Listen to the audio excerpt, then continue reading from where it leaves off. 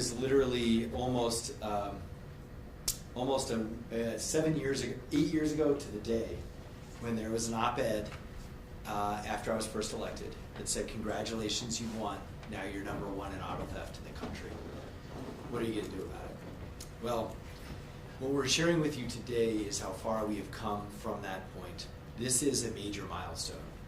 And first and foremost, this marks literally a 42% decrease year to date compared to 2024. But that is on the back of what we have been doing in past years. And so if we think about the amount of cars that were stolen in this city, it was about 10,000 when we came in. Think about whether it's a parking lot at a sports stadium or it's just your neighborhood, what 10,000 cars means. That is a huge number. And as I mentioned before, it was worst in the country. Now we're down to under 4,000. So the rankings will come out later. We know our last ranking, I think we were it dropped down to number 8. We think we'll be out of the top 10 this year. But the point is there are 6,000 fewer cars stolen than when we came in each year. And so the most significant drop has been this year. And we believe we know why that is happening. It is the same thing that I have been mentioning before each one of the press conferences this week, not even this week, sorry, this year, because it is the combination of technology. When you combine, and we're going to demonstrate all this, the license plate readers and the cameras, and then you also have federal partnerships, and we also help support prosecution. So we created a brand new unit, the SHIELD unit, to literally help our DA. This was back several years ago, but now we see the fruits of it, have better cases for all things, but especially auto theft. And we also have, of course, officers doing amazing work each and every day, and we have proactive policing, which we added back in under Chief Medina's leadership. These things combined are what is driving these results, and the numbers represent literally stolen property that is also returned and criminals that are taken off the street. That's the two goals. You get your car back, and that person's also in jail. That's what APD is now effectively doing all over our city. So we're going to go through the details on this, and would just remind folks that, we've all seen the video of bait cars and things like this. We understand that auto theft is typically a symptom of other things, whether it is gang activity or whether it is a currency for fentanyl and drug trafficking. But nonetheless, the auto is so critical to the individual in our city, in a Western city. Your car, for whether we like it or not, is part of almost existing in a Western city in America in this day and age. And so that's why it is especially hurtful to those who lose their auto, and why it's so important that we focused on this. So with more on this, I'll hand it over to the chief. I'm going to kind of walk us back down a little history lesson here, and how we got to this place with auto theft. In 2009, Harold Medina was a lieutenant on the West Side Graveyard. A new administration came in. Their number one goal was property crimes. They hand-tapped one lieutenant to fight their number one issue. That was Harold Medina. Now there are members of that administration who talk smack about the chief, and the chief does take it personal. Because myself and Deputy Chief Vega lowered auto theft in 2010 and 11 to the lowest level they had been in years. How did we do this? With technology. Back then we expanded the license plate reader program. We brought in and expanded the bait car program, and we were very proactive in taking people to jail. The RTCC was built, the starting blocks, and we really worked on getting good, strong prosecution and combining cases together. 2011, I get promoted to the rank of commander. I go over tactical. And in 2014, as auto theft started to rise and property crime started to rise, for a second time that administration hand-tapped a commander to go back to property crimes to lower rates. Rates started to go down, and I retired in 2014, October. 2017, I returned back to the Albuquerque Police Department, and the very first thing Mayor Keller told me was, "You are in charge of making sure crime is reduced." Yes, we were under a consent decree, and he told me, Deputy Chief Garcia and his team will take on the battle of the consent decree. I need you to get us out of being number one. So I quickly discovered two things. The bait car program, which had been so successful, had dwindled to nothing. and we had to reestablish the bait car program. I went to the then CAO, got the funding, and we immediately started to rebuild the bait car program.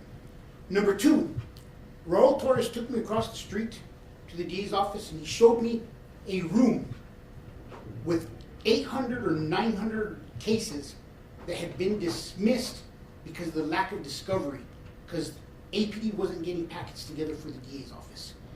So I quickly came back, generated another memo, and we built the SHIELD program, which the LFC said helped double our indictment rate. I sat in this room sometime around January of 18, and we announced the results from our very first citywide auto theft operation, which I have to remember, if I remember correctly, within the first hour we had 3 in custody in auto thefts. One of them, all the media did a story about one of the Brasher brothers who had arrested in 2011 and 12 and had gone to prison for a length of time and came back. Since that time, we were #1 in the country for auto theft. We've fallen to #8, and this year alone, we have a 42% reduction. And it is a combination of things. It is a combination of license plate readers are now in every single marked unit.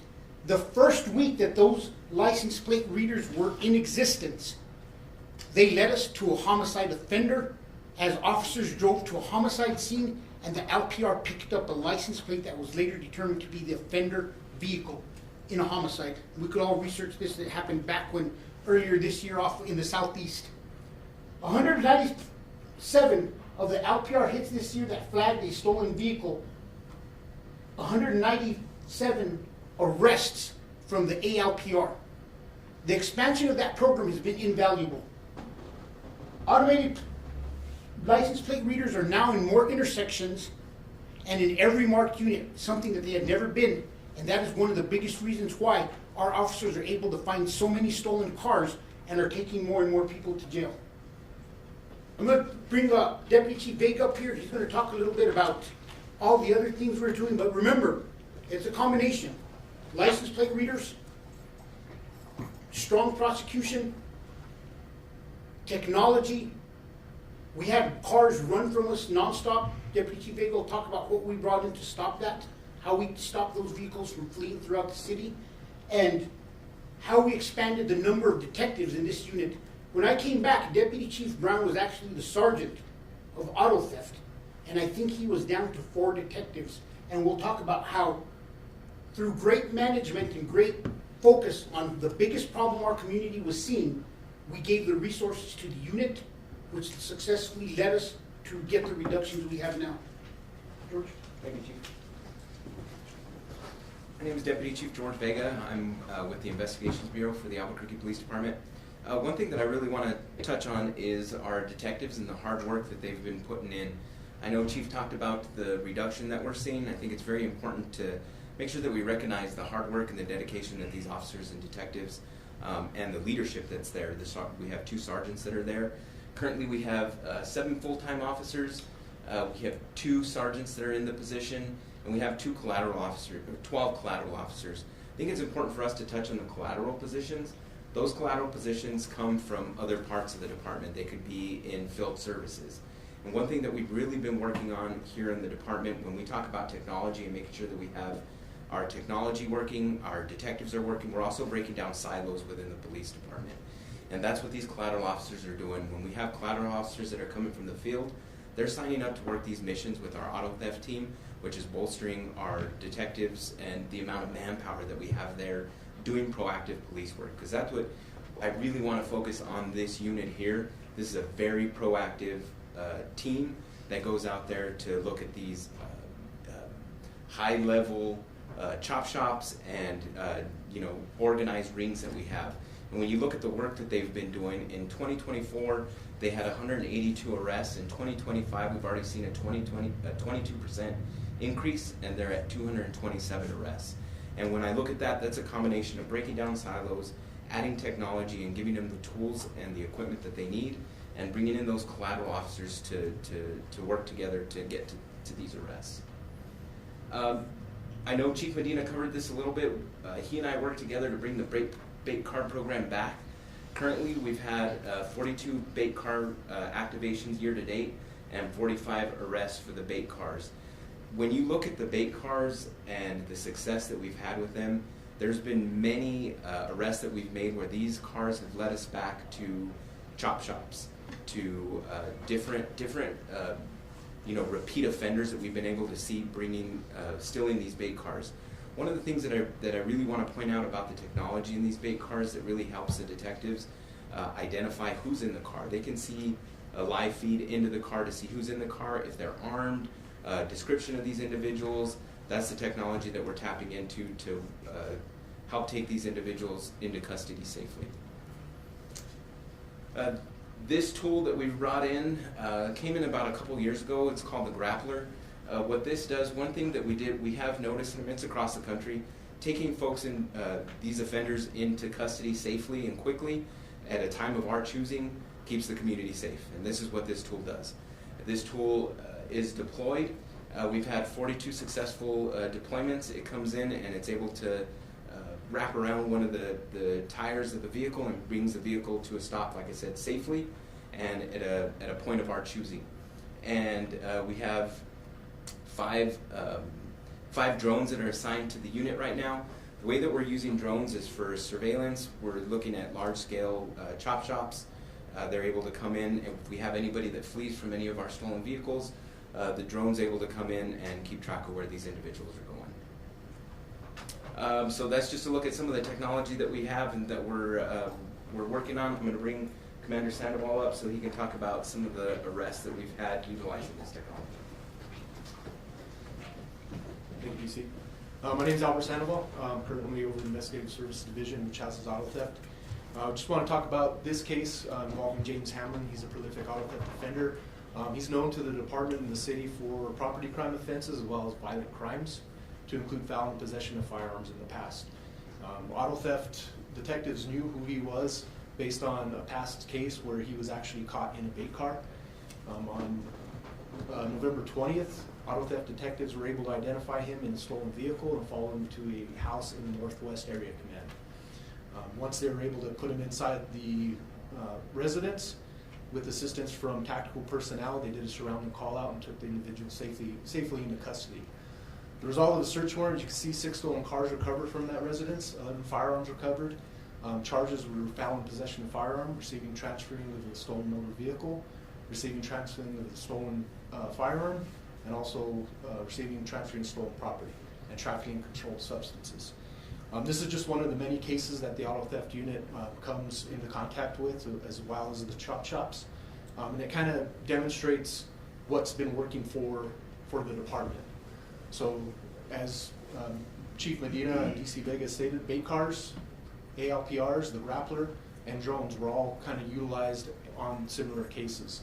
When we talk about our federal partnerships, that last case, ATF is going to be adopting that case for federal prosecution for felon possession of a firearm. And then the Office of the Superintendent of Insurance is also going to be working closely with auto theft to adopt charges and take that case as well. OSI agents work regularly with auto theft. They're out there during their operations, and they've been a big help whenever they adopt a case to bring charges, so we can put some of these repeat offenders behind jail and keep them behind jail to drive the numbers down for the city. We can open it up for questions now. Go ahead. When did the bait car program, I know it didn't officially end, but when did it kind of peter off and when did it start back up again? You know, in 2010-ish timeframe, myself and Deputy Chief Vega went to Fort Worth, Texas. And we wired our first bait car outside of what they had. Prior to that, they had one bait car that they would actually just start in a detective's driveway and hope it would get stolen. We went from that one bait car then to 2011 when we brought in 18. And somewhere between 2014 when I left and 2017 when I returned, because of technology issues we were told, they actually went down to 0 bait cars. And we immediately in 2018 brought back the bait car program. We've had to update it. It needs a continuous update because each time we go to a new level of technology, especially going from 3G to 4G to 5G, each time we've had to upgrade the bait car system. And then there was a 3-person difference in the bait car arrest versus the activation rate. Can you just explain what that difference is? That may be that there was more than one person inside of the bait car when when the bait car was stolen, and they were able to show that the person had knowledge and charge them with receiving and transferring. I got a question, Chief. Yes. I know a couple of years back, you guys kind of stopped responding to as many auto theft calls just to kind of make the response time go up. You're taking a lot of calls over the phone. Did that have any effect on the numbers? You know what? No. There's one thing I've learned, and there's always the argument. The biggest argument I always hear is people don't report. And there's two things that I always say that are reported. Nobody does not report their car stolen. The vast majority, 99%, are going to report their car stolen because they want their car back. And you can't hide a body. Homicide is another one of those crimes. And when we went to the phone, it was a simple concept of managing the department better. Yes, people were upset because they didn't have an officer, but I said it back then and I'll say it again. The one place I wasn't going to send an officer for a stolen car was where I 100% knew the car was not at. And we know the car was not at the home. And we had officers for an hour, hour and a half having to drive to different parts of the city, taking a call for service, sitting down with an individual, taking a report, and then entering it, when we could have done it since back then over the phone. And it's those kind of innovations and changes to the department that have helped us become more efficient. And when I took over as chief in 2020, I used to talk, if we were a car back then, we probably got like 5 miles per gallon with everything that we were doing. That was a waste of time. And now I'm happy to say that with all the changes we've made with civilianization, technology, I'll bet you our car is up to 50 miles a gallon. We've really increased, and when you look at how many arrests we have and record numbers of arrests, and we still have the ability to go out and be proactive and find more people and deal with other issues, it's just a testament of how we're managing our resources a whole lot better. Yes? On the topic of the ALPRs, APD keeps data from their ALPRs for a year. There's some citizens that believe that could be an invasion of privacy. Why do you all feel it's necessary to keep that data for that full year when that is far longer than the majority of departments across the country? We're very fortunate. Under the previous administration, I think they had lost that ability and it was reduced to 14 days. We successfully went to City Council. That 1 year is set by City Council by ordinance, and we're able to get a 1 year retention period. And we fought hard for that retention period because we don't always know where a criminal investigation is going to take us. And we have homicide investigations, for example, that sometimes it may take us a couple of weeks to figure out that a certain vehicle is a suspect in the crime, and we want to be able to go back and review that video to see if that vehicle went through an LPR station at some point in time. And a lot of times that information may not come out within the first 14 days. Could you also just confirm or share what other departments, agencies, and organizations the data within the ALPR network you all use is shared with? I believe ours is only shared within us and state police. But we'll verify that exactly and I'll get you an answer. I wish JJ was here. JJ is the one that has that exact answer. Any other questions? Go ahead. On a similar vein, how many ALPRs are there, and then what's the methodology when choosing the locations of those? They've done studies to see where is the best place, and obviously one of the initial places that we placed LPRs throughout the city was on Central Boulevard, and as we all know, that's where we continue to have our biggest challenges. So Central was one of the first places that this administration put LPRs on, but the number of LPRs is probably well above 1,000. I could get a number for you later, because one of the things we did in the last upgrade of our OBRDs, our cameras, is we moved to dash cams in our cars, but that dash cam has a built-in LPR. And it is one of those LPRs that the first week of their existence solved a homicide case for us. Something else that people have been concerned about, especially residents here, is with the ALPRs in states like California and Texas, ICE has been able to gain access to ALPRs. Can you confirm or anything No, if you ICE know doesn't if ICE have is gaining access. No, they won't have access to our ALPR system. And can you expand a little bit on this federal partnerships, who we're in collaboration with, and how long these partnerships are expected to last? We've had really strong partnerships, and the biggest example is, it's not a great example for reflection on the Albuquerque Police Department, but think when you look back at federal partnerships and the fact that everybody in this room has done a story on the DWI corruption scandal, who was the one agency that was involved in that and had communications on an ongoing basis with the feds? It was APD. Because we had a strong relationship with the FBI. There was a bond of trust, and we worked well and communicated well together. If you look at ATF, the former director before the new administration, time and time again at federal conferences, used Albuquerque as an example of the success of the NIBIN program. And the two cases they always pointed at was the Muslim homicides and the political shootings. And if you look, we had our command center at FBI for the Muslim shootings. ATF took a trailer to the scene of the warrant on the Muslim shootings, and they were making phone calls to get an analyst in to Huntsville, Alabama, I think it was, to run that shell casing immediately for us because we were at the 11th hour to let the individual have to go or to be able to charge him. It is those strong partnerships that have enabled us to get evidence back that fast. We had the ATF van here, so I think partnerships hit different levels at different times, but we've been very successful in working our federal partnerships and communicating. Even the ICE issue, we've said it before, we've done press conferences on it, that I have the ability to call and say, hey, were you guys in this area? Can I let the citizens feel better that it was actually real agents there and they wasn't people who were pretending to be? So we've had some of the strongest relationships with our federal partners, and we intend to keep the lines of communication open and maintain our relationships with them. And Deputy Chief Vega hit on like the chop shops, like the one that we had in Berlin. Because of that federal partnership outside of our jurisdiction, they were able to secure that and work with us to make that happen. Yes. And finally, do you expect to, BCSO is doing a similar thing with the federal partnership to do an operation. Are you guys expecting to do any sort of operations on a federal level to reduce the chop shops or anything else like that? Or We are, I mean, if I understand, BCSO is involved in triple beam. It basically took place of the central operation with emphasis.